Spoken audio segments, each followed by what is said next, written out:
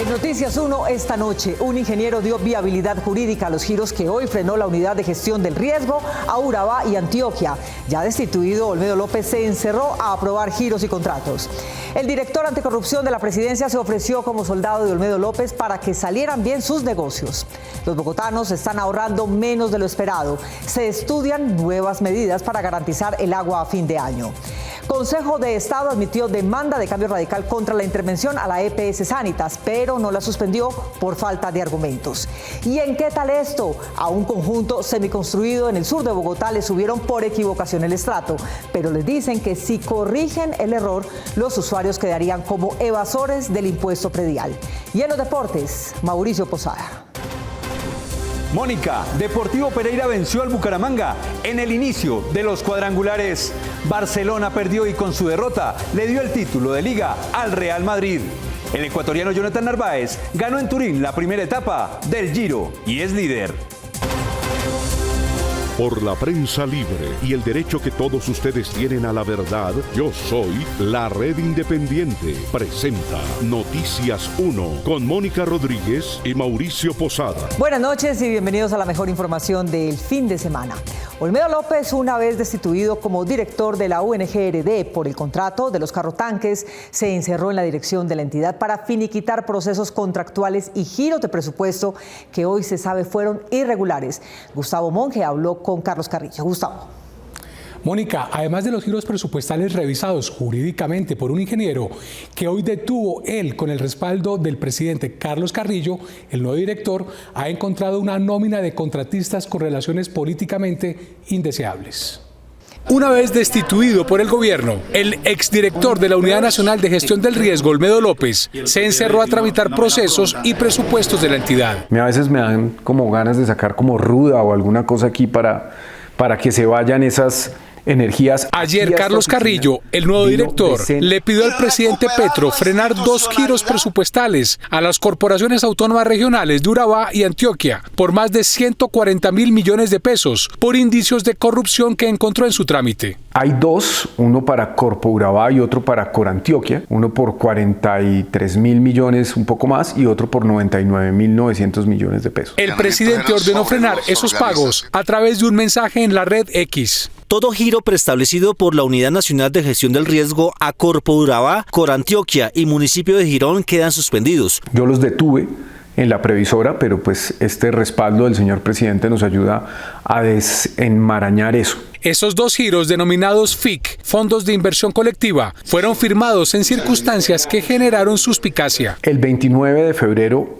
cerca de la medianoche, justo en el momento en el que Olmedo López ya había caído, cuando debería estar fuera, usted recordará, él se toma un día de más, el día del año bisiesto, el 29 de febrero, él se queda aquí atrincherado. Asimismo, el director Carrillo, quien lleva 1 mes y 10 días al frente de la entidad, encontró que la solicitud de certificado de depósito presupuestal, CDP, lo tramitó un abogado que no fue contratado como tal. El abogado fue contratado como ingeniero de sistemas, pero además de todo, pues firma un acto administrativo de 150.000 millones de pesos, 2. La otra persona que dice haber aprobado el CDP, pues ahora dice que no lo hizo. Pudieron haber falsificado la firma de otra funcionaria para lograr hacer eso.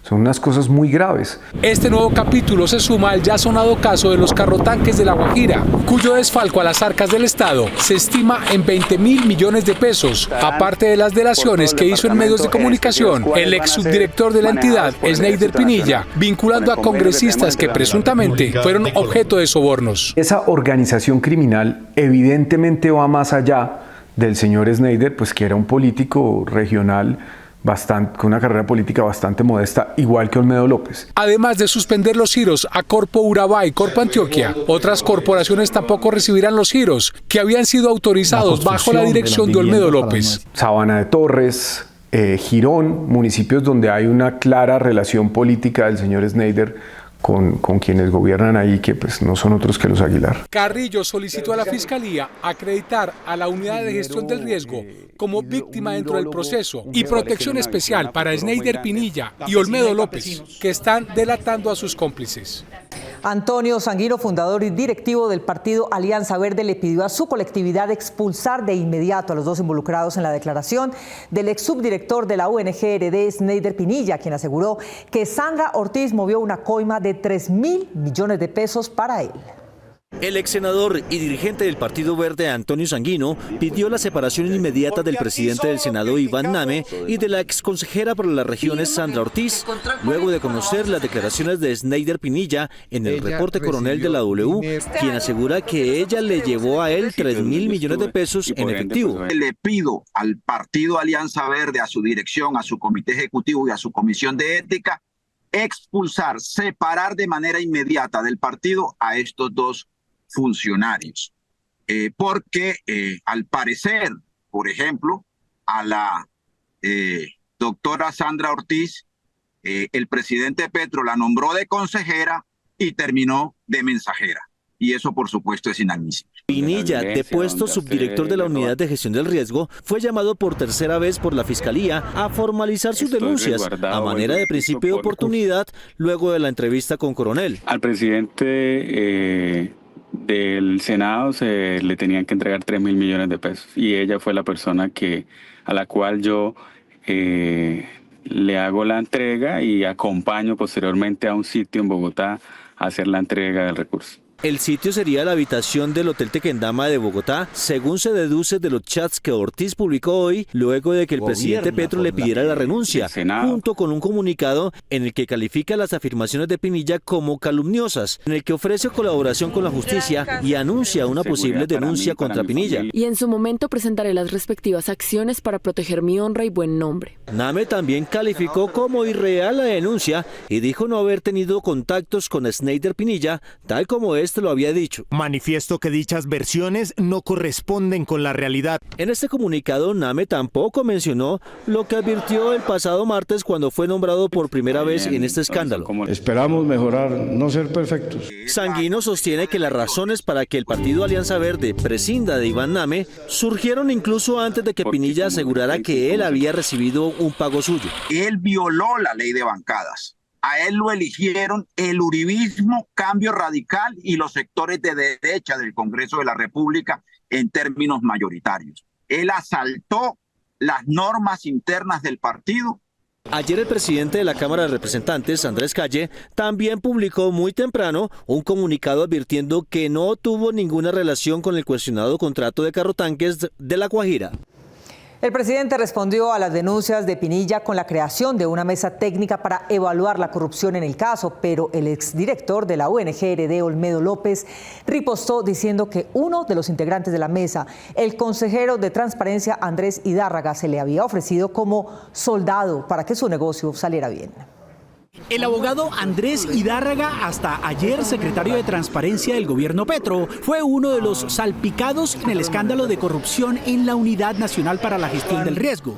Estos principios. Ayer, cuando se conocieron públicamente las declaraciones del testigo Sneider Pinilla, ex subdirector de la unidad, el presidente Petro anunció la creación de una mesa técnica para evaluar casos de posible uso indebido de recursos públicos.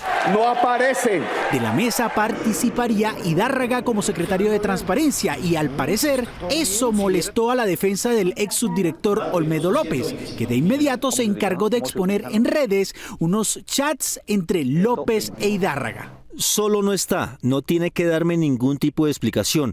Yo estoy, como le dije al principio, a su servicio como un soldado más para ayudarle a que su gestión salga lo mejor posible. Con un segundo chat del 21 de noviembre de 2023, la defensa de López dice que Hidárraga estaría inmerso en un presunto tráfico de influencias. La intención inicial es que por favor escuches al alcalde electo de Barrancabermeja. Jonathan Vázquez es el alcalde que se menciona en el chat. Dijo hoy que asistió a esa reunión, pero que tomar esa conversación como tráfico de influencias es erróneo. Que siga denunciando. A Hidárraga, quien se enteró de su salida del gobierno en medios de comunicación, se le cuestiona además la llegada de su esposa como alta funcionaria jurídica en la Fiscalía. Cabe recordar que fue él, desde la Secretaría de Transparencia, el encargado de denunciar penalmente en febrero pasado, en el búnker, a Olmedo López. Las compras de la UNGRD de La Guajira o para La Guajira obedecían a una urgencia declarada en septiembre de 2023 que apenas hoy está siendo atendida con una planta que el presidente inauguró allí. Pero en el camino se han perdido por lo menos 47.000 millones de pesos. Víctor. Mónica, solo semanas después de declarada la emergencia por sequía en la península, Olmedo López anunció que ya estaba repartiendo agua en carrotanques, pero estos no habían entrado en operación ni podían hacerlo. Él salió de la institución y esta quedó en manos de Pinilla, uno de los 5 funcionarios ahora involucrados en la investigación penal. Lo que se proyectó como una solución al histórico desabastecimiento de agua en La Guajira se convirtió en un negocio de corrupción. El pasado 18 de enero, el entonces subdirector para el manejo de desastres de la Unidad de Gestión Nacional de Riesgos de Desastres, Sneider Pinilla, anunció que cumpliendo con los lineamientos del presidente Petro, se reforzaría el suministro de agua en La Guajira con 40 carrotanques, por los que se pagaron casi 47.000 millones de pesos. ¿Cómo se utilizan los recursos públicos? El negocio se hizo entre la unidad y la firma impoamericana Roger Sass en octubre de 2023. De dicho contrato se denunciaron sobrecostos por 20.000 millones de pesos y un presunto lavado de activos. Se demostró además que se falsificaron documentos para lograr amarrar el negocio. Estos carrotanques van a estar por todo el departamento. Pinilla aseguró en su momento que se estaba suministrando agua en La Guajira con la ayuda de contratistas privados, Ejército y Cruz Roja. Sin embargo, líderes locales denunciaron que eso era falso y que los vehículos se mantenían parqueados en la base militar Matamoros de Uribia. Se conoció entonces que no tenían pólizas, no se habían contratado conductores y no había claridad sobre el lugar de donde saldría el líquido en esa árida zona del país. Para La Guajira. El entonces director de la unidad, Olmedo López, explicó el lunes 19 de febrero que los camiones no estaban abandonados sino en custodia. Denuncias. Andrés Hidárraga, entonces secretario de Transparencia, denunció a Olmedo en la Fiscalía por posibles hechos de corrupción en dicho contrato de los carrotanques. Días después, Olmedo renunció a su cargo. La W dijo en su investigación que 3 clanes políticos de La Guajira se estaban repartiendo los recursos de la unidad y que hay un sobrecosto de 13.000 millones de pesos por la compra de otros 35 carrotanques más pequeños. Estas son las 5 personas que han salido de sus cargos en medio del escándalo. Frente al suministro de los carrotanques. Sobre el caso, hay investigaciones abiertas en la Fiscalía, la Corte Suprema de Justicia y la Procuraduría. Detalles. La lista de presuntos implicados sigue creciendo. El 10 de abril, un día antes de que la alcaldía de Bogotá convocara a la población a un racionamiento de agua, los embalses del sistema Chingaza estaban en un 16.6% de su capacidad y los bogotanos consumían 17.39 metros cúbicos por segundo. El primer día se logró bajar el consumo a 15.8. Ambas cifras llegaron a sus mínimos el mismo día, el 18 de abril, en los embalses que estaban en 14.09% y el consumo llegó a 15.34 metros por segundo. Lo ideal es que suban los embalses y baje el consumo porque las lluvias de julio y agosto también se prevén bajas y nada que los bogotanos logran bajar de 15 metros. El alcalde dice que si no suceden los cambios, el racionamiento podría ser aún más duro. A los 23 días del racionamiento en Bogotá y pese a las lluvias torrenciales, los embalses del sistema Chingaza han ganado menos de medio punto en su capacidad y los bogotanos pierden el entusiasmo por el ahorro. La restricción nos ayuda mucho. El ahorro, es decir, la reducción de consumo de la ciudadanía, voluntariamente por cambios de comportamiento también. Y lo otro que no depende de nosotros es la lluvia. Necesitamos los 3 componentes, pero precisamente cuando no hay el tercero, hay que mantener y profundizar los 2 primeros. Ayer, 3 de mayo, según el monitoreo diario de la alcaldía, el nivel del sistema está en 17,2%, mientras que el consumo es de 15,93 metros cúbicos por segundo. Está lloviendo, sí, ya las lluvias empiezan a comportarse normalmente, pero dado que los embalses estaban tan bajos, no se han recuperado y la razón es que lo que está entrando al embalse está saliendo. Casi que el balance es igual las entradas por las salidas. El ahorro de los consumidores de Bogotá es visible, pero aún no significativo para las metas de ahorro fijadas. Si queremos que los niveles de los embalses aumenten y no se proyecten racionamientos mucho peores para los próximos meses, lo que hay que hacer es que disminuyamos el consumo de agua, lo hagamos de conciencia propia.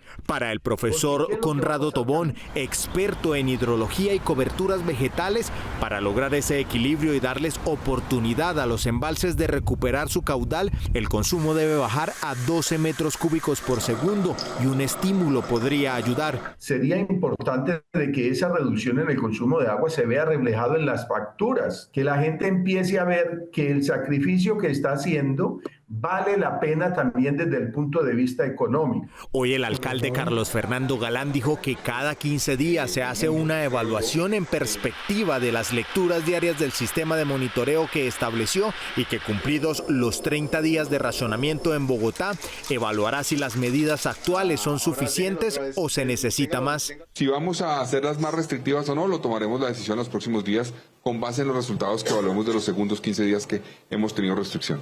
Para llegar a la meta que propone el profesor, es necesario que cada hogar sea consciente de que debe ahorrar una cuarta parte del agua que usualmente consume, para que así la ciudad pueda bajar de 16 a 12 metros cúbicos. Les habíamos pedido a varios analistas políticos que reflexionaran sobre el discurso de Petro a los obreros en su día, pero los nuevos hechos de corrupción los forzaron a ellos a hablar del impacto que uno y los otros tendrán en la gobernabilidad y la política del país.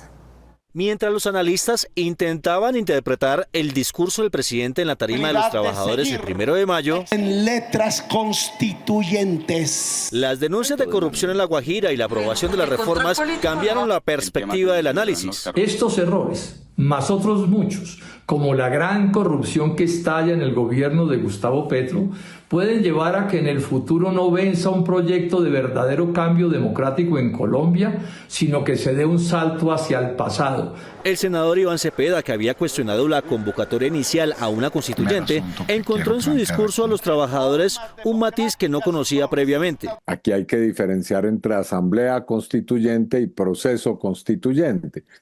¿Qué quiere decir proceso constituyente? Pues un proceso en el cual la población, la ciudadanía, los sectores sociales tengan una participación real y se pueda garantizar que lo que se pacte se convierta realmente en hechos políticos y económicos. Juan Manuel Galán, que fue destinatario de las críticas al presidente por su papel en la marcha de la oposición, entendió que lo que se quiere es mover las reformas propuestas a las malas. Lo que está indicando es que las formas no importan, es decir, el fin justifica los medios de alguna manera y se quiere ir directamente a los cabildos, se quiere ir directamente a las organizaciones territoriales que supuestamente representan el pueblo para adelantar una reforma constitucional a la brava, a las buenas o a las malas. El ex senador Robledo afirmó que tanto una marcha como la otra confirmaron la división del país y la dificultad del presidente para poder discutir con sus contradictores sobre el rumbo de las reformas y la invisibilidad de la opción política de centro. Fueron grandes las marchas del 1 de mayo,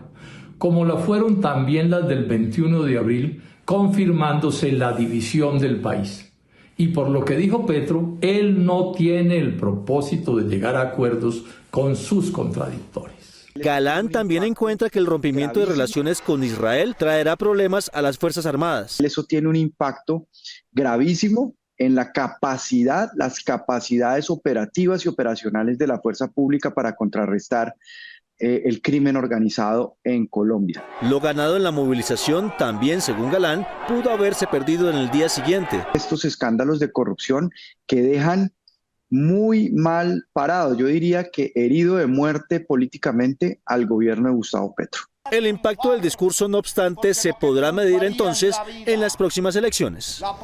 El Consejo de Estado admitió la demanda de Cambio Radical contra la intervención a la EPS Sanitas, pero como no encontró argumentos para suspenderla en su demanda, se los pidió a la superintendencia.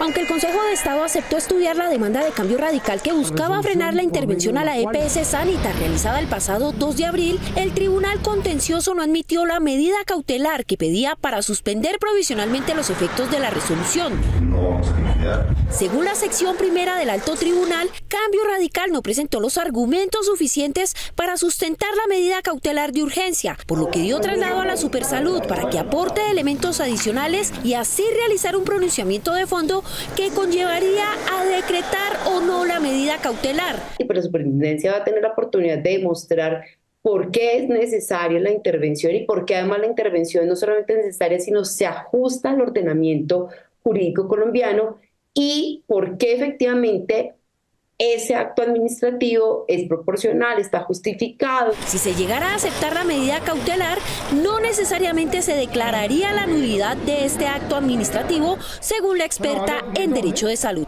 Aún en el evento en el que el Consejo de Estado finalmente decidiera hacer caso a la medida cautelar de suspensión del acto administrativo, no significa necesariamente que vaya a declarar la nulidad. Es decir, no es una suerte de prejuzgamiento la medida cautelar, simplemente puede considerar en esta etapa que efectivamente hay lugar a suspender. Al cumplirse un mes de la intervención de Sanitas, el agente encargado de este proceso, Duber Vargas, anunció que se priorizará la disminución en un 50% de las quejas de los usuarios para garantizar una atención oportuna. Efectivamente buscamos garantizar la prestación de los servicios de salud, que el tema de las barreras de acceso, que las dificultades en las demoras y las oportunidades tienden a mitigarse y a reducirse a través del tiempo. Según el balance entregado por el interventor, las quejas se concentran en el agendamiento de citas, autorización de procedimientos y entrega de medicamentos, situación que los mismos usuarios de la EPS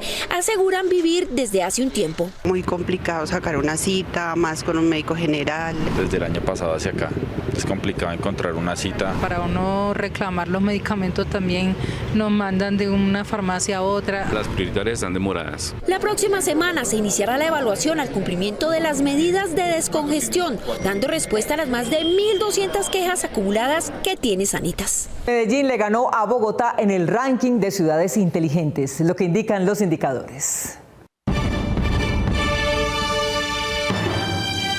El ranking de ciudades inteligentes calificó este año a Zurich, Suiza, como la ciudad más inteligente y a Ciudad de Guatemala le dio el puesto 142, última en su listado.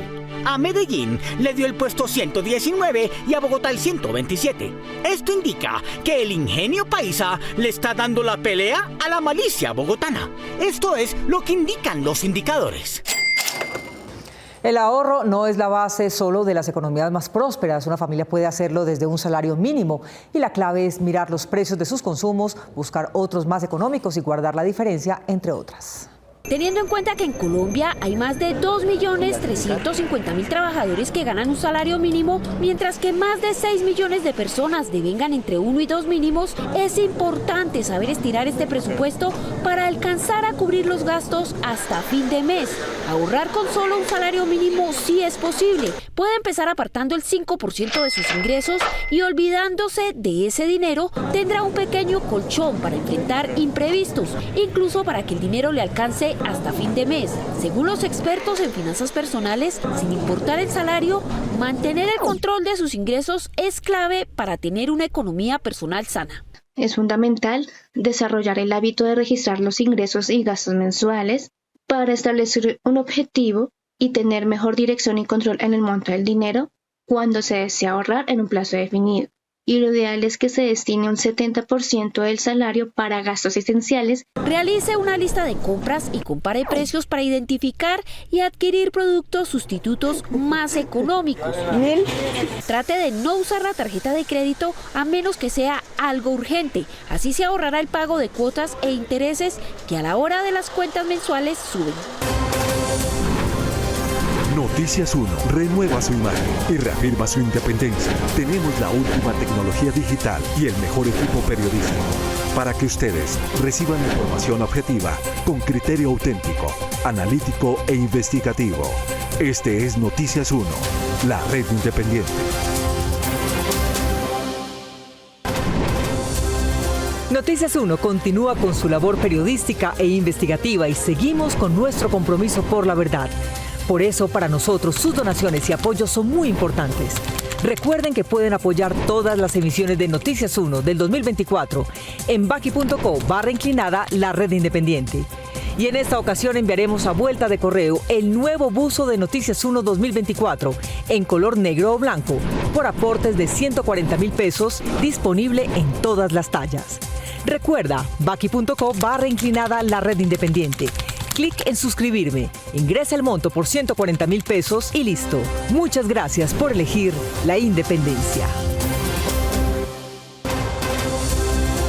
Un conjunto residencial del sur de Bogotá no tiene agua, ni luz permanente, ni siquiera tiene calles pavimentadas, pero súbitamente subió de estrato 1 a 3. Aunque el catastro reconoció el error, la Secretaría de Hacienda les ha dicho a los contribuyentes que reliquidar su predial implica que los requieran por fraude. ¿Qué tal esto?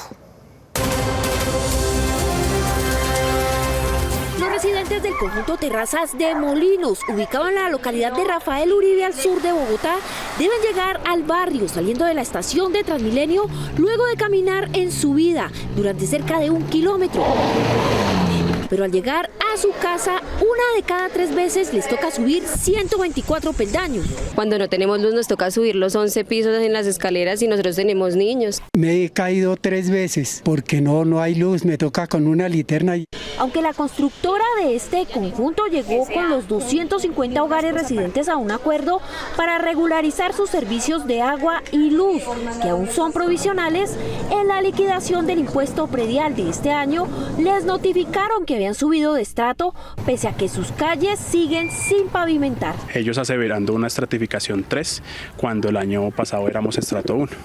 El año pasado sus recibos les llegaron con liquidación por 29 mil pesos, al no contar con chip catastral, pero este año les llegó multiplicado por 12, por 368 mil. Justamente en medio de la actualización catastral que realiza el gobierno en todo el país, se dejó claro este mensaje. Si se le actualiza el catastro, el avalúo catastral, el municipio no le podrá cobrar más allá del 100% de lo que pagó el año inmediatamente anterior. Para los expertos está claro que por ser un predio nuevo y en estas condiciones no hay espacio para una subida abrupta del predial. Puesto que el entorno en el que viven seguramente tiene las mismas características de casas construidas en su vecindario por desarrollo progresivo. Planeación y Catastro Distrital reconocieron que hubo un error en la estratificación y que efectivamente el conjunto es estrato 1 y no 3. Uno tras otro, los residentes de este lugar han ido a pedir corrección del cobro ante la Secretaría de Hacienda y la respuesta que han recibido es que podrían ser requeridos fiscalmente a futuro. A modo amenaza, para que la gente pague los 360 mil pesos, dicen que si se hace un ajuste, todos los propietarios podemos incurrir en un proceso fiscal. La respuesta que nos da Hacienda es de que ellos, o sea, si ellos nos reliquidan el impuesto sobre estrato 1 que somos nosotros, nos va a generar de aquí a mañana que nos van a solicitar por fraude. Nos dijo que podíamos tener posición de fraude y nos podían mandar una posición fiscal. Cuestionado sobre la imposibilidad de corregir los impuestos de las terrazas de Molinos, la Secretaría de Hacienda de Bogotá no respondió ni que sí, ni quizás, ni que no. Ante la corrección establecida por esta entidad, es preciso indicar que la base gravable del impuesto predial unificado para el año 2024 será el valor que mediante autoevalúo establezca el contribuyente. Por ahora, los residentes del sector esperan que la Secretaría de Hacienda les reexpida el impuesto predial con el valor correcto que deben pagar por un estrato 1 y no un 3 como les llegó. La Agencia Espacial China espera lograr en la próxima semana el alunizaje y regreso a la Tierra de una nave, misión en la que el año pasado fallaron Estados Unidos y Japón. El programa espacial chino CNSA lanzó este viernes el cohete no tripulado Chang'e 6.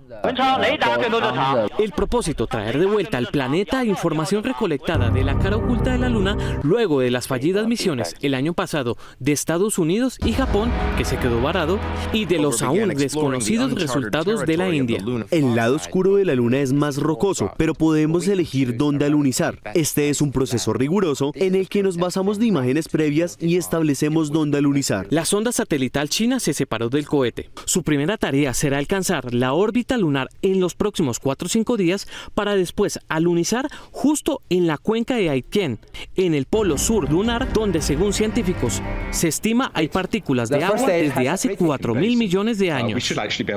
Una vez en terreno lunar, la Chanjo 6 realizará tareas de recolección de 2 kilogramos de muestras por jornada para traerlas a la Tierra, donde investigadores chinos intentarán descifrar sus componentes en busca de partículas de agua. Además de descubrir nueva información sobre el cuerpo celeste más cercano a nuestro planeta, Chanjo 6 forma parte de un proyecto a largo plazo para construir una estación de investigación permanente en la Luna, la Estación Internacional de Investigación Lunar, liderada por China y Rusia.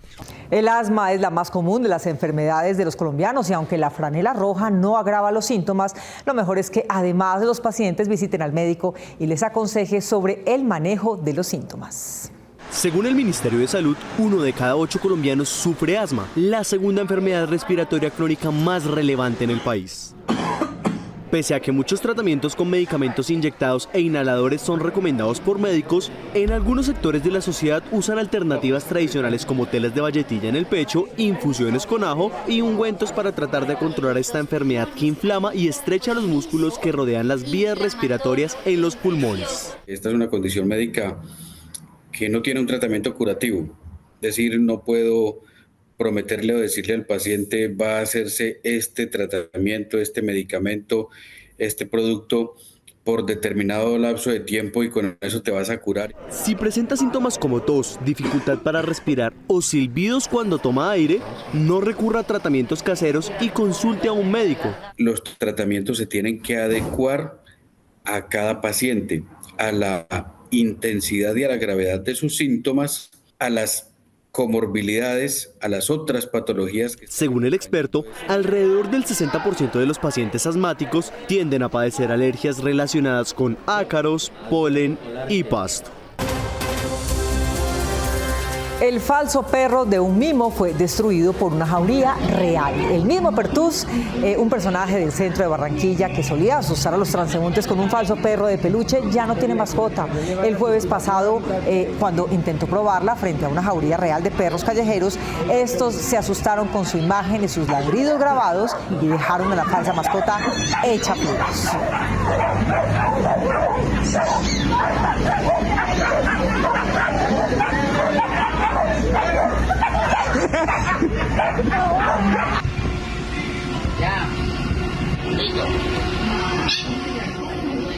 Nos vemos en las redes sociales y mañana domingo a las 8 de la noche aquí en Noticias 1 con las mejores noticias del fin de semana.